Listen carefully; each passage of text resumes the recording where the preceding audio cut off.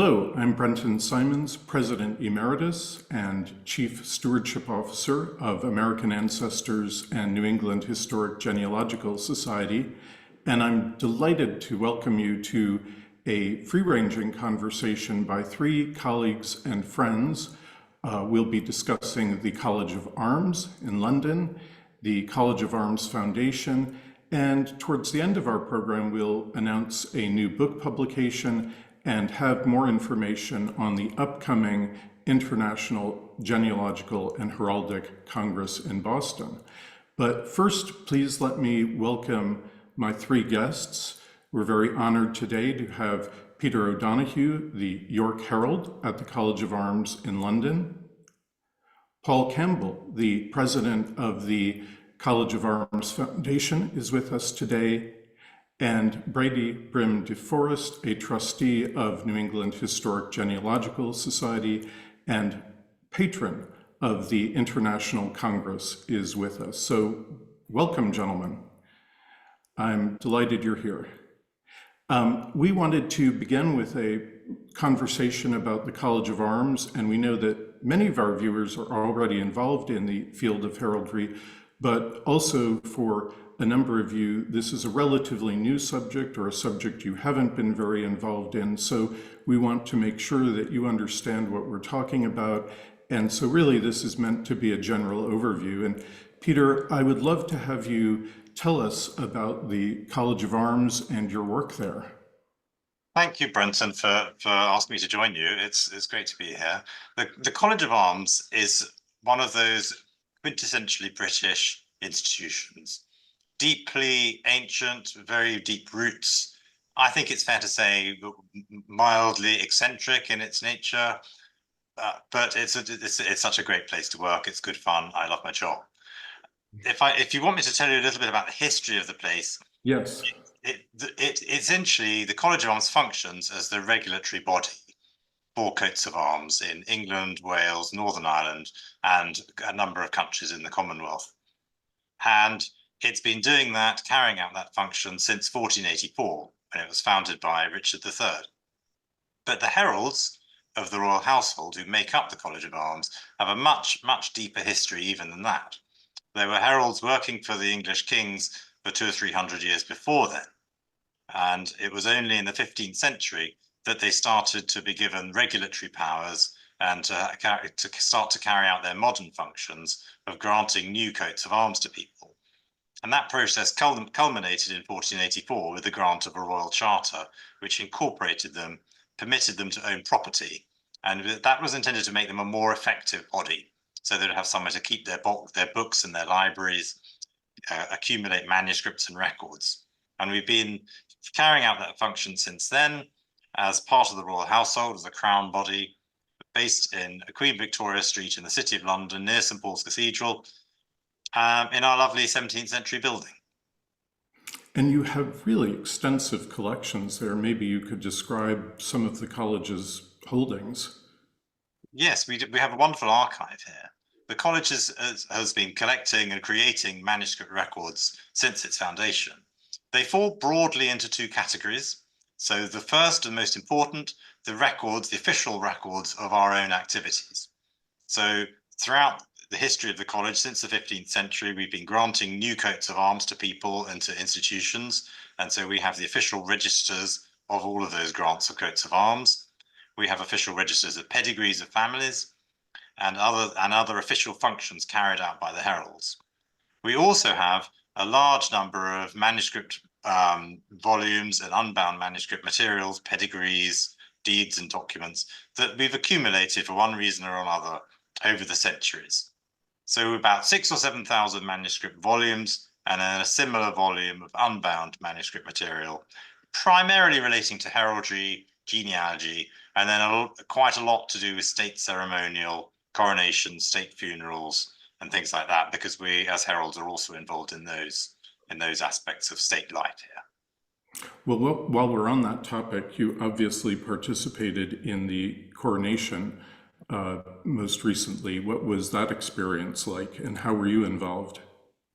It was an extraordinary privilege. to be present and to take part and carry out our historic role as heralds at the coronation, and previous to that at the late Queen's funeral. It was, yeah, these were amazing occasions to be in the front row of and to take part in. Of course, heralds have been involved in these ceremonies for centuries, many centuries, certainly since medieval times. Whenever there was a coronation, the heralds were involved in it. Many of my colleagues, of course, never got to take part in a coronation because we didn't have one for a long time. So in a way, it's rather good fortune on my part that one came along whilst I was working here. It was a wonderful experience. Stressful. It's the sort of occasion that can generate a great deal of anxiety. Have I got my uniform, in the right place at the right time? Have I forgotten my stockings, etc.? Because our uniforms are quite complex. We actually wear two uniforms, one on top of the other. So there's an additional layer of things to forget. But with the exception of that sort of side of things, the whole thing was, it was very exciting. Well, what an incredible and memorable experience for you. Peter, I thought it would be nice for our audience to know a little bit more about what the college does, especially for Americans, with regard to obtaining a coat of arms or documenting a lineage or pedigree roll. Could you explain that process? Absolutely. So with regard to coats of arms, we've by agreement with the federal government, we have the right to grant what are called honorary arms to US citizens. And that means that they can be granted a coat of arms exactly as a British subject would be granted them. The only difference being that they're called honorary arms. And that's because governments don't like outside bodies from other countries, giving honors and dignities to their own citizens. So we call them honorary arms. They can only be granted to US citizens who can demonstrate some form of connection to the British Crown. And nearly always that means a genealogical connection. In other words, we have to show that the person is descended by whatever means, male or female line descent, from a subject of the British Crown. Now, often that means that their grandparent lived in Canada, or a great-grandmother emigrated from Ireland or the Caribbean, say, or it can mean that their family lived in North America all the way back prior to 1783. Because, of course, everybody in North America prior to 1783 was a subject to the British Crown. So that requires quite a lot of genealogical research work, and that leads on to the second sort of strand of our work for US citizens, which is genealogy. Now, we do a lot of genealogical research at the College of Arms. We've been leading sort of in that field for centuries now. We did a lot to help develop scientific genealogy. And one of the things we do is trace family histories backwards in time. Sometimes it's simply because people want to know who their ancestors were, what their roots were. But sometimes there's a particular point, and that's the case with grants of arms. People want to demonstrate and prove that they have a British subject who was an ancestor. So we do all the research work, find the documents which support the line of descent. It's then examined very carefully here. We're extremely strict about our standards of proof because we want things to be right. And then it's officially registered here, handwritten in a beautiful handwriting into our registers and preserved for the future for all time. So that in itself, that's actually quite a nice process. People like that. It's that sense of having their genealogy researched and checked very carefully and then preserved for the future. But once that's been done, you can petition for a new coat of arms, and we sort of steer you through that process, help you with the design process, making sure that the new coat of arms is new, original, distinctive, and good heraldry. And then we will place it on record here and issue it to you by means of an illuminated patent. Peter, can you describe in a little more detail the illuminated document? What are the components of that? What do they look like? Yeah, so since the 15th century, new coats of arms have been granted by documents which we call letters patent. And that means that they lie open, they're open to all to read, they're addressed to all in singular. And so this is the document by which a new coat of arms is granted. It's handwritten, hand-painted on a large sheet of vellum, which is this amazing material made from calf skin, almost indestructible, should last a couple of thousand years without any great difficulty. So the new coat of arms is painted on it by hand. The full text of the legal document, the instrument by which the arms are granted, is written on in hand by hand. And then the seals, the wax seals of the Kings of Arms, are attached. The Kings of Arms, the senior heralds here at the college, who have been given this specific power by the sovereign to make grants of new coats of arms. So only the Kings of Arms have been given that power to act on behalf of the crown. And so the resulting document is a very beautiful, illuminated heirloom, really, which we've been granting, and they really follow the same sort of format as they have for 5 or 6 centuries. And you are really an agent, so you represent an individual interested in this process. So you are open to potentially having clients. That's right, yes. So all of the heralds here at the college have their own clients. We all operate our own practices. And I've got a big American client base, actually. I love America, I love Americans, so I've done a lot of work for US clients, and it's been a great sort of interest of mine over the years. And full disclosure, I am one of Peter's clients, as is our guest Brady Brim-DeForest. And I just want to say, to echo what Peter has said, that it is a very gratifying process. The work, I enjoyed our work together in putting together my lineage. I had a lot of documents, but the process required finding some additional documents. And that was, as you said a few minutes ago, very gratifying because it makes the lineage ironclad, and having it on record is pleasing so that it can always be consulted in the future.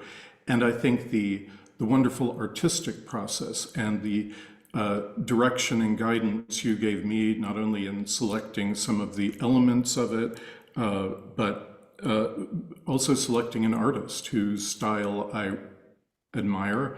And I'm sure Brady will second that experience. Brady, how did you enjoy the process of having a grant of arms? I think for me there is something rather timeless about it. You know, you could imagine yourself going through a process that countless others have for hundreds and hundreds of years, and very little of it has changed. And I think that the heralds, Peter in particular, are wonderful guides through the process. They help you understand the ins and outs of it. And if you haven't been through the process of having a grant of arms made before, it can be a bit of a black box from the outside. So having your own personal advocate, so to speak, makes the process so much more approachable. And working with true experts also ensures, as Peter said, that the heraldry is done well. And I think in particular that's something that I would encourage those who are interested in heraldry, whether they're looking to matriculate family arms or obtain a new grant. Working with a herald is in my opinion a really critical part of the process, because it ensures that what you get out on the other side is something that you and your descendants can be proud of. Because I think that you have to remember, as you go through this process, it's not just about you, it's about everyone that comes after you. And so the decisions that you make now, I think, are really have to be about more than just yourself. And I think in my experience with Peter and with the college, those long-term ramifications are well understood. Well, And that's really it's an incredibly important dimension of the process. Yeah. No, that's a very good point. The part of it I liked the most was at the end. Peter said to me, this was a great compliment, Peter, I thought, when you said to me, Brenton, this grant could have, from the design and the artistry of it, he said, this grant could have been given any time in the last 500 years. And I loved the thought of that it was a sort of timeless design.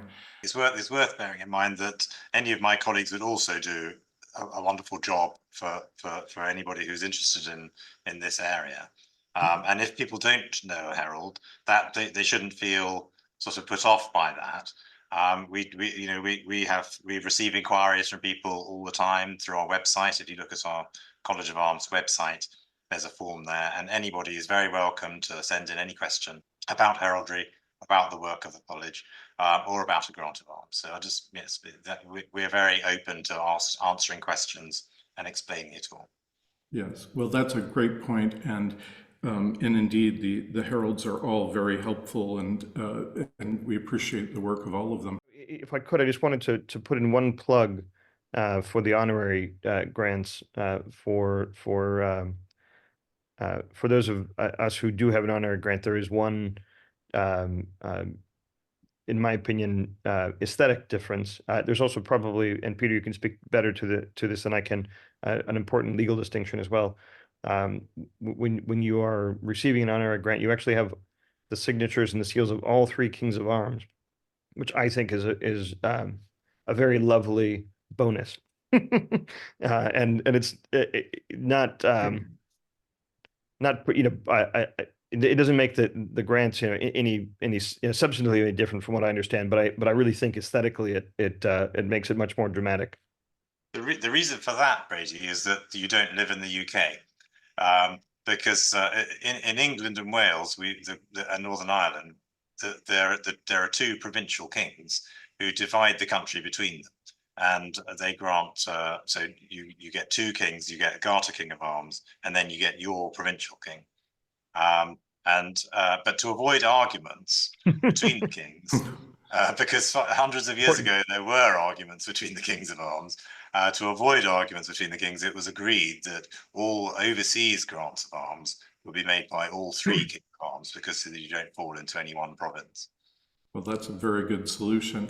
And one thing I was thinking about in terms of the components of the letters patent, there is, and this was all introduced to me by Peter, there are different options. There are options on the size of the calfskin, whether one wants to include a badge or not, and maybe you would explain a badge and the standard just very briefly, because there were things that can be evaluated by the client as to whether they want them or not.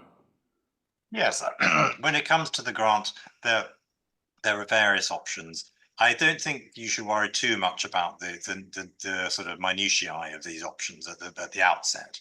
But when we're painting the patent, the letters patent, you have a choice over the size of the vellum, whether or not you include a standard, which is a type of tapering triangular flag with its roots in medieval sort of military heraldry, and various other things can be decided. And some people have a beautiful illuminated border added to the patent in the tradition of medieval manuscript illumination. So there are various options, but we lead people through them. We explain them all at the time. People don't, it's not something one needs to worry about. And some people go for them, some people don't. But there are these options available, yes. Well, that's a really enjoyable part of the process too. I wanted to turn the topic a little bit to how we can support the very important work of the College of Arms, and no body does that better than the College of Arms Foundation. And again, full disclosure, I'm a board member of that foundation and love the work it does, but we're very honored today to have its president, Paul Campbell, with us. And Paul, I thought you could say a little bit about what the foundation does and even share some examples of work and objects that it has supported. Sure, I'm happy to. And again, thank you for inviting me. And I think we're having a wonderful conversation, and it's a wonderful opportunity to promote the college, the foundation, and English heraldry in general. The College of Arms Foundation was founded in 1983 as a 501c3. We are incorporated in the state of New York. It was established to support the 500th anniversary of the college. There were a number of functions held in New York City at the time. There was a display of arms. There were some fancy dinners. And it was initially set up to provide a charitable avenue for Americans to contribute towards the College of Arms. And at the time, there were some building repairs and maintenance and upkeep needed, and a lot of funds were collected for that. Since then, we've funded a number of other projects. One of them, although it's a bit more mundane, it's if you've been to the College of Arms, you've used it. We have, there's a set of handrails that you use if you're climbing the stairs, and that was a very early foundation project. In modern times, we primarily support two things. We support the conservation of historical manuscripts, and we support, in part, the publication of contemporary college publications. As Peter mentioned, the college has thousands of manuscripts and documents and rolls and whatnot that contain a lot of the deep genealogical and heraldic history of England and related territories within the Commonwealth. So these are still in use today. So if they have to go in and pull up something that's in a 200-year-old manuscript, they go pull out the 200-year-old manuscript. And over time, these naturally deteriorate, although they are kept, they're kept well. They're not just, loose, here and about. They're kept in cabinets. But something that's a couple centuries old, it needs conservation. So the college itself has its own conservation department, staffed by a pair of wonderful people who know how to take these books apart and put them back together using the art of the time. And so we have, in recent years, we've preserved two of these manuscripts, Norfolk 12 and Norfolk 3, which both date to 19th century. And we have funded those in total.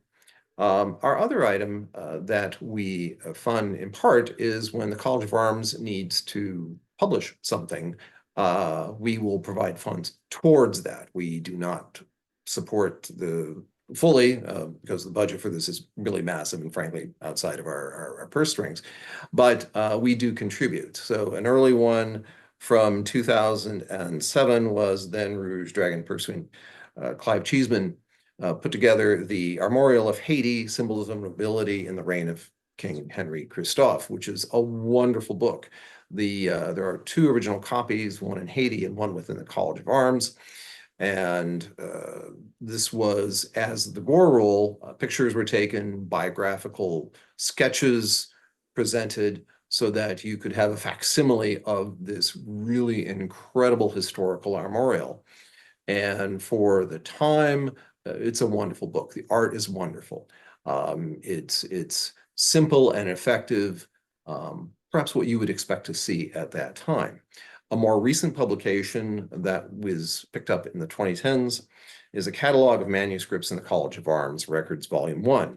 The foundation made a large multi-year contribution towards this.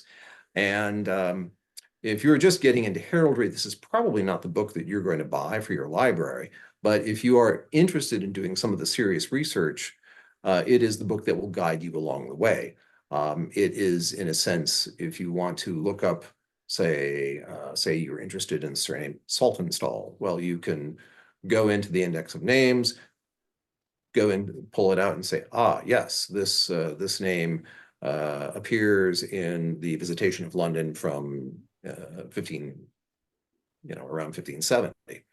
So it provides a guide to finding things, among the collections of the college.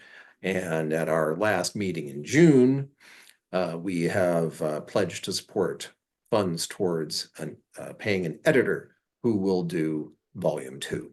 And these are the two primary things that we do. And it provides, as I said, a tax incentivized way for Americans to continue to support the college in this way. You have some other things that our viewers might be interested in.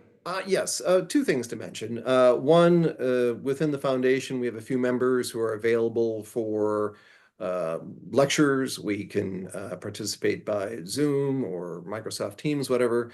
If your organization or would like to have an introduction to heraldry.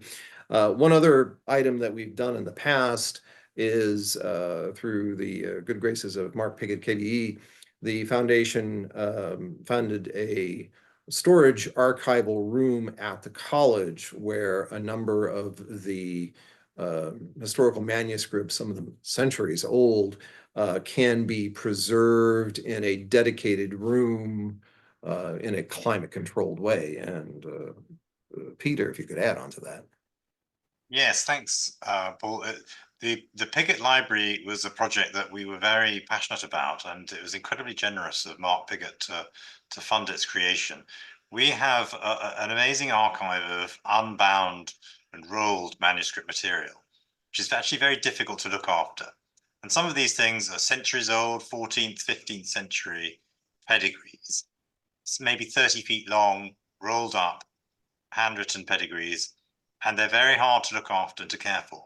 So they needed a special environment to be created for them.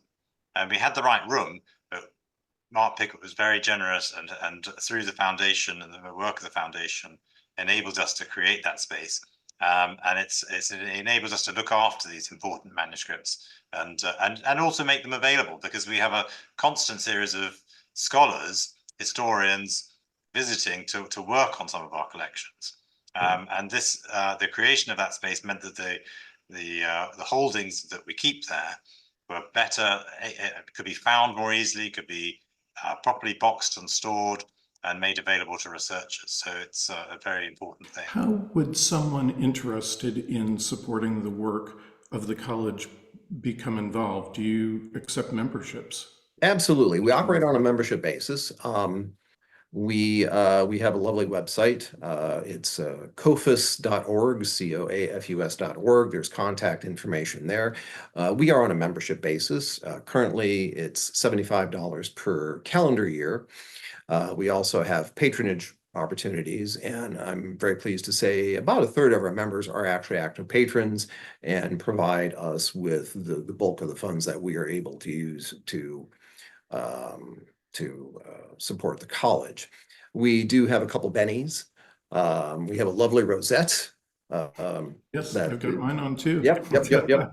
And so this is for all members who join.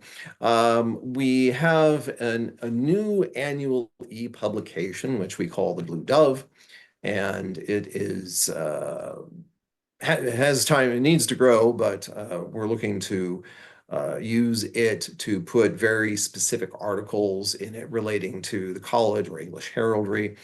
There are a lot of publications out there. I don't want to duplicate what others do. We find our niche and we stick to that. We also have a quarterly newsletter. That's for members, but that's also for friends, for anybody. It's our advert, it's our calling card, if you will, and that we provide. We are able to, thanks to the good graces during Garter Week, we are able to sponsor some attendees at the Bullycorn, which is a reception held after the Garter service. It's a lovely opportunity. There's extra cost for that. And we also have an annual reception same week at the college itself. The one we just had in June was very wonderful. We were able to show off Norfolk 3, the most recent manuscript we've just conserved, and it's an opportunity to meet Garter. We've had Garter King of Arms was there himself, and Peter was there, and it's an opportunity to be in this 300-something-year-old building and get a feel for how the heraldry operates. And Peter, you've worked for a long time with the foundation. Obviously, I imagine you're very grateful for these interactions, and maybe you could say a little bit about how you look towards the foundation. It's been a terrific support to the College of Arms over so many years. It's wonderful to know. Almost the most important thing about it is that it's a focus for our many American friends to express their sort of, affection, I think, for the College of Arms and what we do. And it's a wonderful way for them to support us. We are so dependent on this sort of generosity and support because although we're a Crown body, we're not a body that's overly burdened with funds. And we've never been supported by the British taxpayer, for example. We have always had to find our own way and to pay for everything ourselves as an institution. And that's fine. And there are a lot of advantages in that way of operating. But it does mean that sometimes we don't have the money to pay for the lovely luxuries that we might like, or for projects which are just that much more expensive and can't come out of our normal operations. So the support that the foundation has given us over so many years is incredibly grateful to receive. Many manuscripts have been conserved for the future. And as Paul said, that's a wonderful process. That every single manuscript is different. They've all been made in different ways. The materials are different, and they have to be studied and understood. And then a program of conservation has to be developed, which usually means slowly taking them apart, making sure you record every detail of what you're doing and what has been done before, and then working out how to put it back together in a way which will sustain it and preserve it for the future. So that's great. The cataloging projects, these are big multi-year projects. They take a long time. They cost a lot because you have to employ people with great skill and expertise to do the work.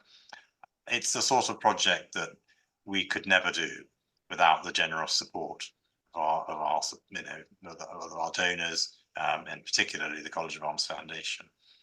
And it's just been a very nice way socially to get to know some of our friends in the States, and it brings us together, which is, I think, a lovely aspect of it as well.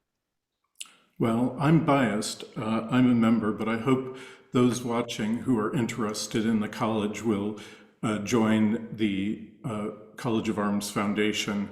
We'll post the website again, and I know Paul will warmly welcome anyone who joins, either as a member or who wishes to be a patron. And by the way, Paul, congratulations on the publications, the online publications, which Paul has really spearheaded the work on those, and I think they're very fine, and it's a wonderful benefit to membership. So I want to again encourage everyone watching to take a look at the website of the foundation and really consider joining. It's important work, and we would love to have everyone's support.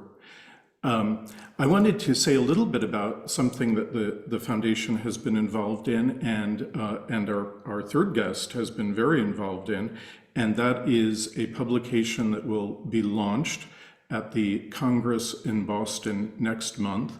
It is a facsimile of the Gore Roll, and the Gore Roll is the earliest known American roll of arms. It dates to the 18th century. And this has been, for me at least, a long time dream to get a facsimile of this important manuscript published. I primarily want to thank Brady, Brim-DeForest, who is not only the patron of that book, but the co-publisher with the Palfrey Press. New England Historic Genealogical Society and the Palfrey Press have gotten together to publish this book. And I also want to thank the foundation, because the College of Arms Foundation has made a very nice grant to it as well. And this grant honors the tenure of Paul's predecessor, John Shannon, who was the president of the foundation for some 20 years. And so this is in recognition of John Shannon's long and distinguished tenure. But most of all, this brings really the most important manuscript source for American heraldry, makes it available in a full color facsimile, excuse me, and not only do you get the full Gore Roll of Arms, the original, but we included in it two copies, a copy by Isaac Child, a 19th century copy, and the 20th century copy of the Gore Roll by Herald Bowditch. And those are important because these were two heraldic scholars who were much interested in the Gore Roll, and we felt if we were publishing one, why didn't we publish all of them together? So thank you, everyone, especially Brady. I want to thank you so much because this was very important for American heraldry, and it speaks to the English antecedents of it. So it's really an offshoot. When it was done, as Peter said earlier, Americans were British subjects, so it is very tied to British heraldry, and we're really excited about it. And so if you would like to purchase a copy, you may visit the shop at americanancestors.org. There's a toll-free number for ordering a copy as well, and we hope you will support it. It is graphically just beautiful. And so we're very proud of that. And that was a wonderful collaboration between the institutions gathered here today. So thank you to each of you for your participation in that book. And Brady, is there anything you'd like to add about the Gore Roll, since you were one of the chief proponents of this project? Just add that I think it's a really interesting example of the intersection between heraldry and the commercial arts. John Gore was a Boston coachmaker, and if you were a member of the colonial gentry, and you aspired to have your own coach made, it was the done thing to have your heraldry painted onto the doors of the coach itself. And so the Gore Roll, I think, was an interesting, at once, a document of early American heraldry, as you said, most of which was British at the end of the day, but also it was in a way a wonderful way of encouraging customers to have their own arms painted on various objects, including, of course, their coach. The fact that the Gore Roll has never been brought to publication in the way that it has now, I think is a wonderful kind of added bit of intrigue. For those of you who are familiar with it, you'll know that the roll essentially disappeared for over 70 years, and Harold Bowditch, who worked with and at the New England Historic Genealogical Society for many years, was lucky enough to uncover the original, still held by the Gore family, and the integration of the original Isaac Childs facsimile, Harold Bowditch's work, and the full color facsimile of the roll, I think is a really interesting way of understanding the archaeology of the effort as well, and you get to see the roll through the eyes of multiple generations. Of course, at the Congress this year, the actual Gore Roll is held in the Society's collection, and I believe, Brenton, correct me if I'm wrong, but there may even be an opportunity to probably not handle, but to see the Gore Roll in person at the Congress. So you'll be able to see the original, and of course pick up a copy to bring home with you. Yeah, well, thank you again to all of you for your participation in that special event. And that does lead us into the final segment of this conversation, which is about the Genealogical and Heraldic Congress taking place in Boston next month. And we're very pleased to have as our patron Brady Brim-DeForest. He succeeds, I might add, the Duke of Edinburgh, who was then the Earl of Wessex, who was the last patron at the very wonderful Congress held in Cambridge 2 years ago, where we began a lot of our work to plan the event in Boston. And so, Brady, could you give some insights into the Congress, the dates, what the key activities will be? And I know you have some special show and tell for us as well. Absolutely. Thanks, Brenton. So the Congress is interesting in that it has been held with really only a small interruption from the first Congress in 1929 until the second Congress in 1953. Since 1953, it's really been held quite regularly every 2 years, and the Congress is an opportunity for academics in the genealogical and heraldic ecosystems to come together to share the latest thinking and research, and as well as for the constituent bodies to actually hold annual or biannual meetings. And it's really been held all around the world. So as you said, last year or 2 years ago, Brenton, it was in Cambridge. Before that, it was Madrid. It's been in Glasgow, Oslo, Stuttgart, Quebec. But this is incidentally the very first time that it will be held in the United States, which I think is probably a long time coming, given that it's we're heading towards a 100-year anniversary for the Congress. So I think it's really appropriate that the first city in the U.S., hopefully not the last, of course, but the first city in the U.S. to host the Congress will be Boston. We were lucky enough to have American Ancestors as the organization that has really made the Congress possible. The organization, the workforce, the staff, and the original vision too for bringing it stateside. But we also have the support of another wonderful U.S.-based genealogical organization, Family Search, and they've helped to support and underwrite the event as well.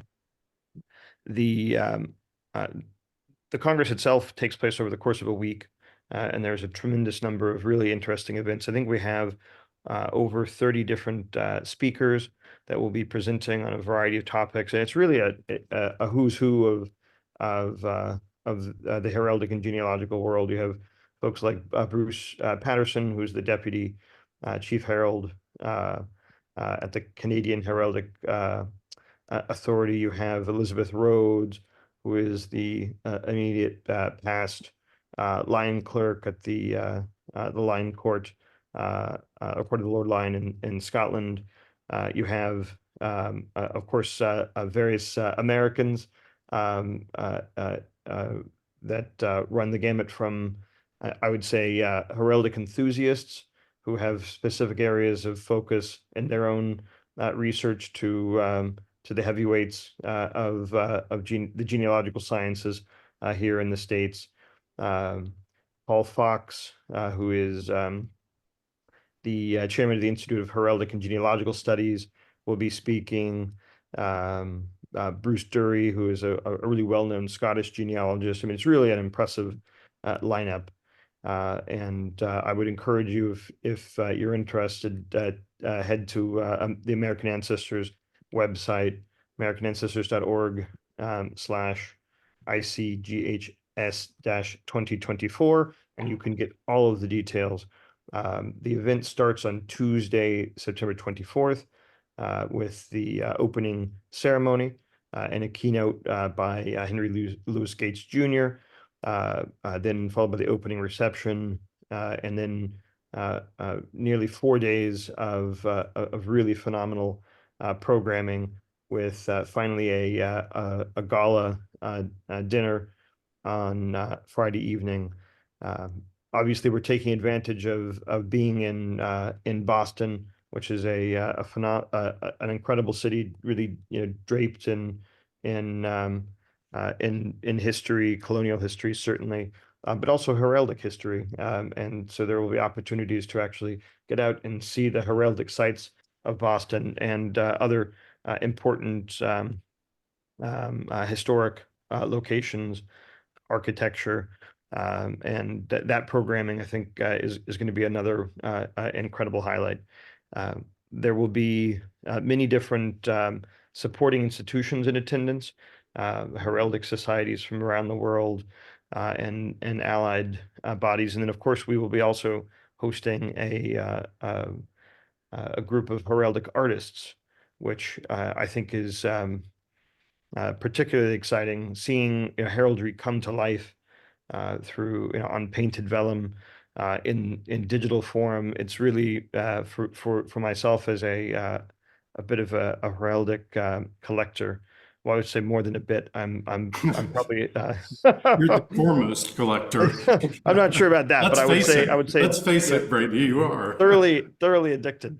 So for me, having the artists involved is such a wonderful thing, and for those attendees who maybe don't have their own haven't yet cultivated their addiction, this is a great starting point. You'll have folks like Tanya Crossingham, who is a Australian-born, now Finnish heraldic artist. I have a couple of examples to show. This is an invitation done in a illuminated medieval illuminated style that Tanya did, that includes both my coat of arms, my Scottish coat of arms, as well as depictions of myself and members of my family from an event that what a beautiful image. Yeah, it really is.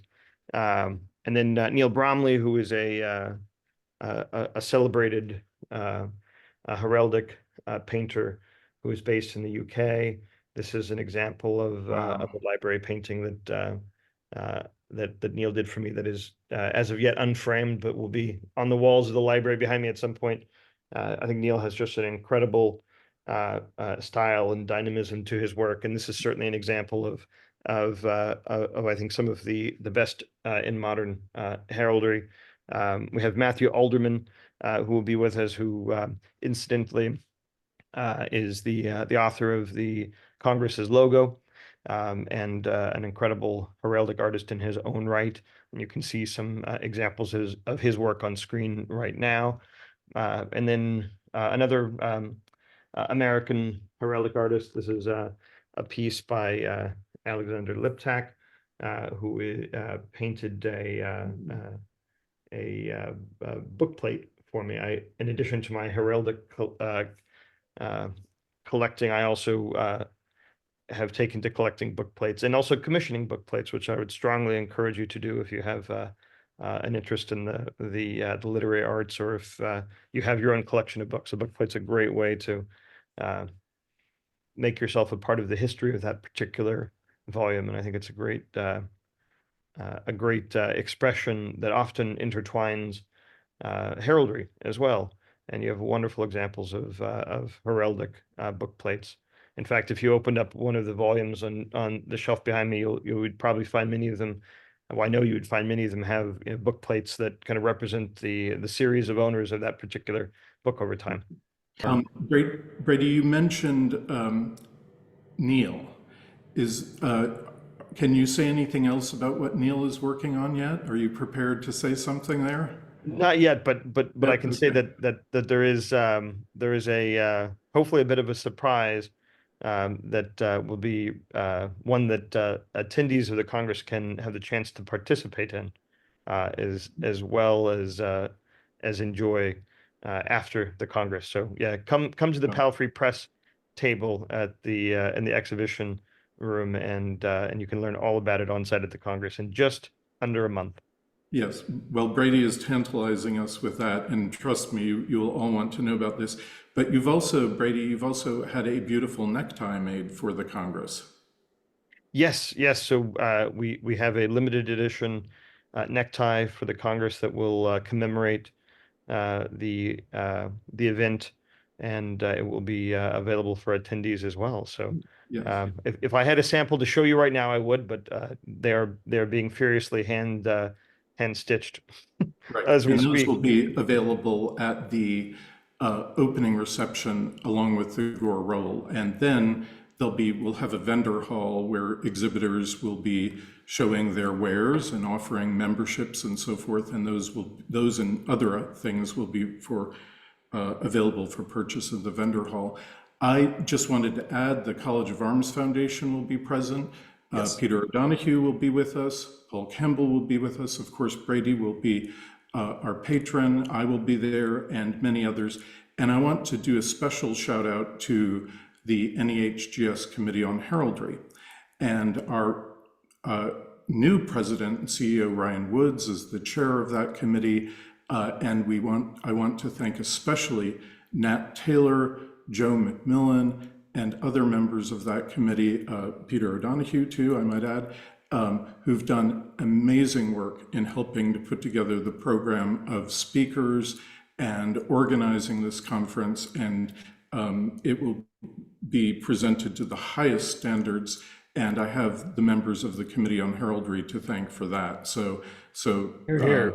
if you're not familiar with the committee, it was formed in 1864. It is the oldest non-governmental body associated with heraldry in the world. Obviously, the College of Arms is much older, but this is for one that is an independent body. It is quite a distinguished body, and it publishes the Roll of Arms and does a lot of programming now, especially with Nat Taylor's good work and the work of other members in educating people about heraldry. So the Committee on Heraldry will be present as well. And as Brady said, friends from Canada and really all over the world will be with us. So I hope everyone watching this who's interested in the College of Arms, the College of Arms Foundation, and heraldry in general will join us. And do take a look at the website, which we'll show here. You can register, there is still availability, and we'd love to see you in Boston. It will be a memorable and first-time experience for a Congress like this to be held in the United States. Paul, Peter, Brady, thank you. This has been a great conversation covering many of the things that we're doing today in heraldry that several institutions are doing. We love to collaborate, and I hope this inspires many of you to contact the college, contact the foundation, consider joining us at the Congress, certainly purchase the Gore Roll of Arms, and explore this side of genealogy. If you haven't done so already, it will be richly rewarding, and we welcome you to do so. With that, I'm Brenton Simons, and I look very much forward to seeing some of you in Boston next month, and thank you for being with us today for this conversation.